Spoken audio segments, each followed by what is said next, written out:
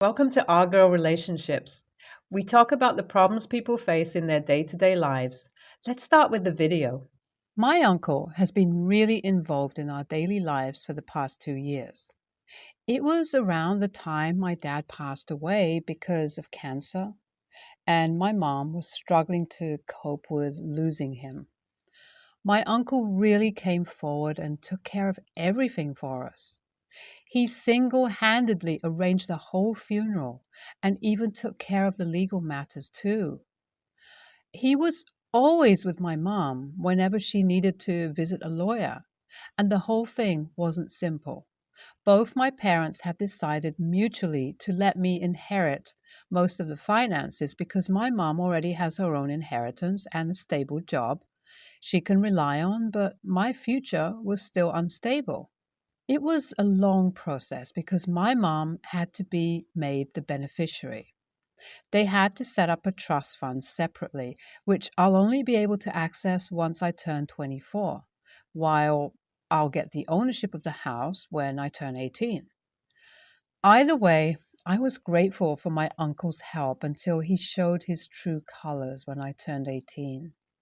So, a week before my 18th birthday, my uncle asked me if I had any plans for my birthday. Because of the pandemic, not everything was open yet, and social distancing and lockdowns have made it impossible for me to go out and celebrate with any of my friends. So obviously, I was not looking forward to it and told him I'll probably ask a few people to come over and we'll just play games and eat pizza or something. But he said that wouldn't do, and there's no way he's letting me turn 18 without having a lasting memory. He then asked me if I have ever tried alcohol before. I did drink beer in high school, but of course I wasn't going to tell him that. So I told him not yet, and by the look he gave me, it was clear he didn't believe me even for a second. He then told me he'd let me try whatever I want from his collection if I promised not to let my mom know.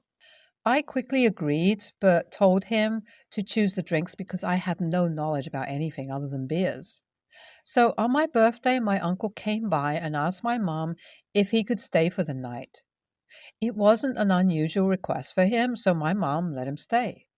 Around 11 p.m., when she had gone off to bed, my uncle asked me to come downstairs because it's time for my gift.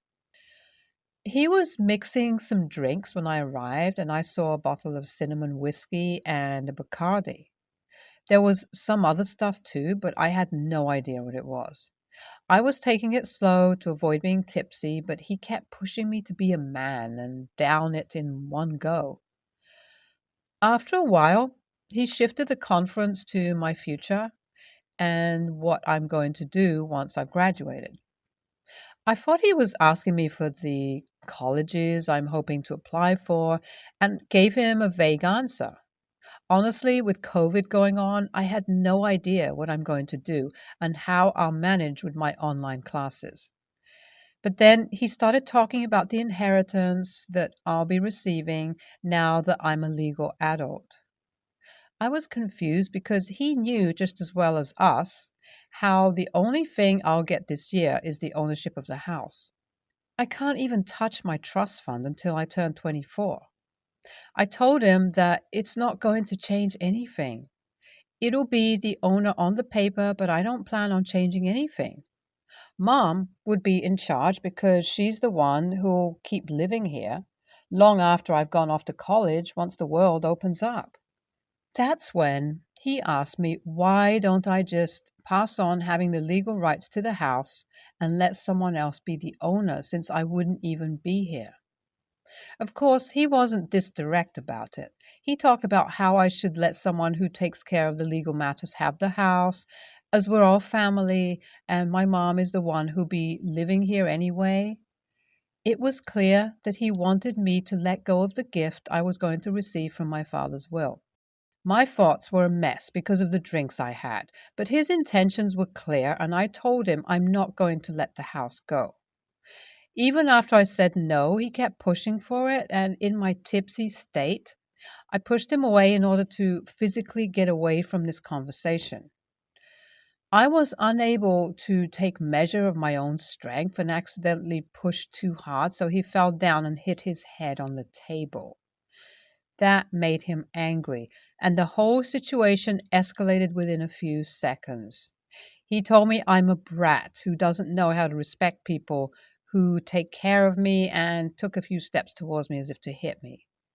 I don't know if he was actually going to use violence or not, but I didn't wait to find out and grabbed the first thing my hands could reach to protect myself. Unfortunately, it was a metal figurine which I swung at him and hit him right across the jaw. With all the noise we made, my mom woke up and came downstairs. She took one look at my uncle's bleeding jaw and rounded up on me. She asked me what I was thinking, and I told her it was an accident. I told her I was just trying to defend myself, but my uncle was furious and said that I made the first attack just because he was concerned about my future and was asking a few questions. That was a straight up lie. But my mom didn't believe a single thing I told her. She kept saying how I'm too far gone because my father isn't here to keep me in check. And she has failed as a mother. She saw how I was drunk and told me to go to my room and that we'll talk about what happened in the morning. The next day, she gave me a thorough lecture. And when I kept saying how he's the one who made the first move, she didn't believe me. She even refused to believe that he was asking me to sign over the house to him and said I was too drunk to understand his words. She even sent me to apologize to my uncle. I went to his room only to shut my mom up because when I told him sorry for last night, he said sorry wouldn't cut it this time. He said that I'm an adult and I should know there are consequences to my actions. That's when he threatened me. He said that to make up for what happened, I should actually give him the house, otherwise, he'll press charges for assault. I couldn't believe what I was hearing. This man, who I considered my father, was nothing but a snake. When I again tried yelling my mom what he said, she scolded me back. She said, now I'm just making stuff up, to not take responsibility for what I did, and that my uncle would never do such a thing. I was so frustrated with her that I packed a bag and asked one of my friends if I could stay with him for a while. Am I the a-hole here for leaving my mom alone and walking out when she clearly refused to believe a word I said? And can my uncle really put me in jail for something that I did unintentionally? So, my mom has been continuously calling me for days now. She basically told me to stop making things hard for her and come back home. But that just made me even more angry because how can she still not understand why I left in the first place? She is not only taking my uncle's side, but she's blaming me for everything that happened. And God forbid, but if my uncle ends up pressing charges against me, will she still be on his side? Initially, I was planning to go back home once everything had calmed a bit, but seeing how there's no chance in my mom's stance over the whole situation, I don't want to go to a place where my uncle would have a chance to emotionally manipulate me, either by threats or by sympathy. I've also made it a point to research laws on assault charges just in case I end up defending myself. I don't want to depend on a lawyer I don't know at all. I mean, if I can't trust my mom to do right by me, I can't trust anyone else. At this point, I'm just hoping that the paperwork for me legally inheriting full ownership of the house would finish before my uncle could pull something that would ruin my life. I finally went home today.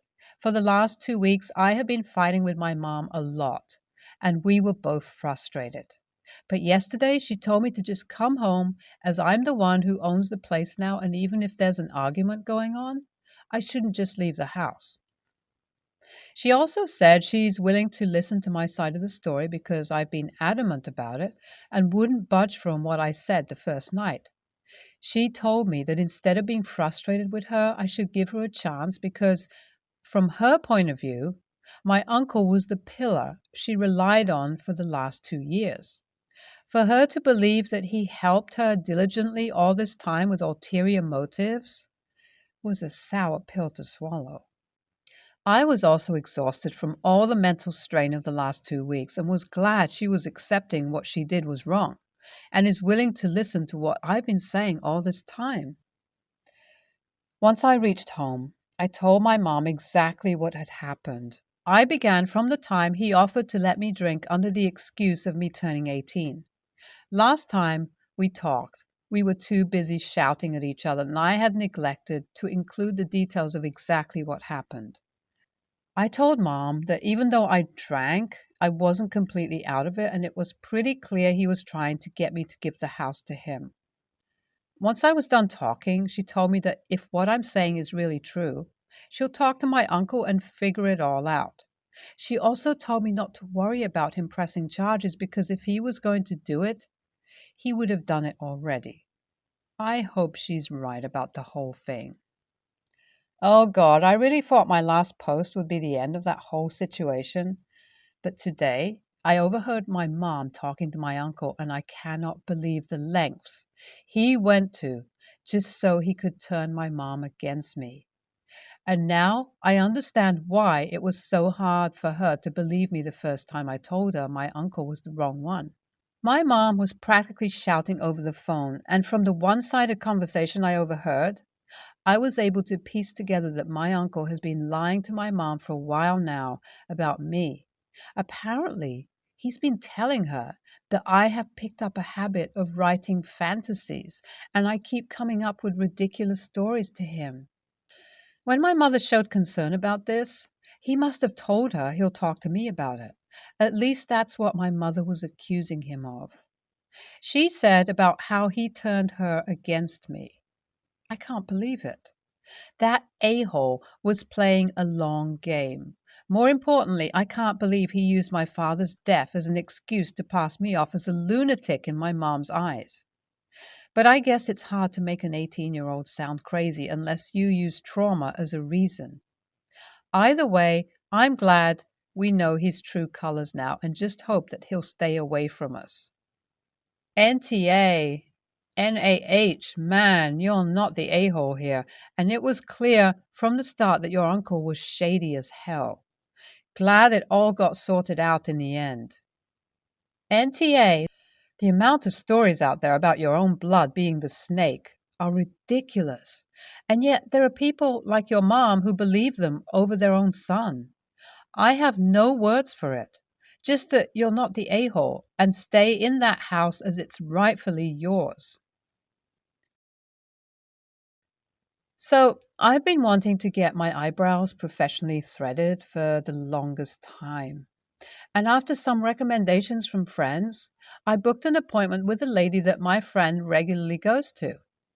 I was excited to go to my appointment and I arrived right on time this morning, got in the chair and relaxed, only for this woman to start making bizarre requests. She began threading my brows and then asked me to use my hands to stretch out skin under my eyebrows so that she could thread there. I was so confused and began asking her why I needed to do that and why they don't have assistants or technology in place to take care of that. I shouldn't be doing any work.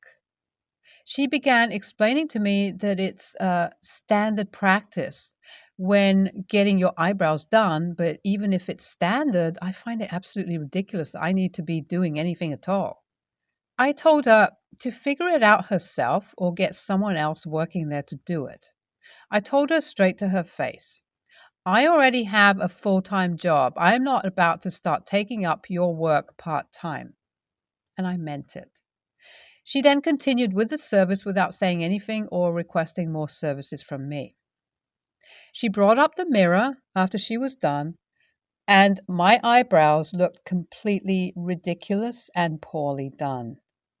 I told her that I'm not paying, and she told me that she could not get it as precise as I wanted due to me refusing to cooperate. I started getting really angry and called her out and began to walk out the door, but they then called the cops.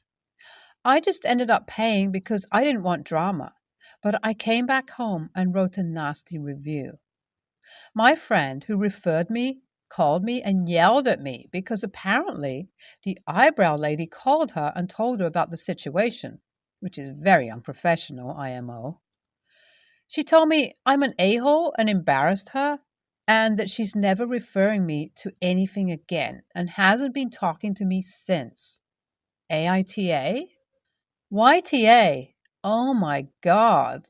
My mom and I have been getting our eyebrows threaded for years, and this is very common practice. And you didn't have to be so rude about it. She just asked you to stretch your skin. Go buy an at home waxing kit, some tweezers, and do them your damn self. If you can find the time, though. I know you're just so busy. YTA, Jesus, is opening your mouth for the dentist doing the dentist's job for them? Is tilting your head for the barber doing their job for them? Doesn't threading take both hands? What was she supposed to hold it down with? Her elbow? And so dramatic. I have a full-time job. Like it's the biggest imposition in the world to literally raise a finger at all to enable the professional to do her job. You made a mountain out of a molehill and were rude and haughty doing it. Then you refused to pay and made a scene while at a place where your friend recommended you. If I were your friend, I'd ditch you for this too. My fiance, 24, male, and I, 23, female, are getting married in May 2023. We just sent out the official invitations to our families and friends. My grandmother on my father's side will not be getting one. Why? Well, for starters, I am her first grandchild. I was the favorite until her daughter, my aunt, dad's sister, got married. My Aunt Dee was always her favorite child and could do no wrong in her eyes. Once Dee got married to Kay, my grandmother completely stopped showing up to my birthdays because Kay's birthday was on the 24th of September. Mine is on the 25th. I was around 12 when they got married. She would always go to his instead of mine. Sometimes I would get a call, usually her telling me she's sick. She continued doing this not only to me, but to my little sister who is 7 years younger than me. It hurt. It hurt bad. Still does. Now, Dee and Kay have kids. Their oldest is a girl, and she's around 9, 10, and a son. I think he's 2. Her whole life revolves around them. She posts them on Facebook every single day. Whether it's in a story or a post, she posts them. She posts Dee, brags about them to all her friends on there. Never has she once even reposted a post of my athletic achievements back when I was still playing soccer. I'm hurting. After all these years, never have I gotten an I'm sorry. Whenever I call her and ask if I could come over for coffee, she's always sick. Now, I'm getting bombarded by Dee and other distant family members about how could I not invite her. She's chosen her daughter's husband over me so many times. I don't want to forgive her once more. I don't want her to come there and talk about Dee and her kids on my special day. Am I the a-hole? Should I forgive and forget? Yesterday she called me herself. She was hysterically crying and yelling, telling me stuff like, "What did I ever do to deserve this? Why don't you love me? What about all the shoes and clothes I bought you in the past? Have I not been good to you?" I'm a very emotional person, so my emotions took over me and I started bawling. In between sobs, I managed to tell her how abandoned I felt all these years and how I don't feel loved because all she cares about is Dee and her family. She really made me feel like an absolute POS. She dismissed my feelings once more by telling me she didn't do any of that and that it's all made up and that she spoiled me too much as a kid and now I expect everyone to jump around me. Yeah. NTA, she had no interest in you. You tried and got rejected. That's over. You have no obligation to invite somebody like that. To all those that complain, tell them. You don't miss 11 birthdays in a row year after another and get to expect a wedding invitation. NTA, you should be happy on your wedding day, and you won't be if grandma is there. There is absolutely nothing wrong with not inviting people you don't feel good around. It doesn't matter if you're related or not. Your grandma has time and time again showed you that you're not a priority to her. So don't make her your priority either. If I were you, I also wouldn't invite the people giving you shit for not inviting dear old granny. They seem to like drama and to get into other people's business. I hope you heal from all the hurt your grandmother has caused you. Try to let her go and surround yourself with people that genuinely care about you. Best of luck. NTA, hon, you have no obligation to anybody, even your family member. My only living grandma, when I was younger, was a raging narcissist and didn't come around unless she needed something from my parents. I didn't have a relationship with her. It does hurt, especially when you're younger and don't understand why, but it's not your fault. The guilt of her not being around for you and not being able to attend your wedding is on her. She made a choice, and you have every right to make a choice too.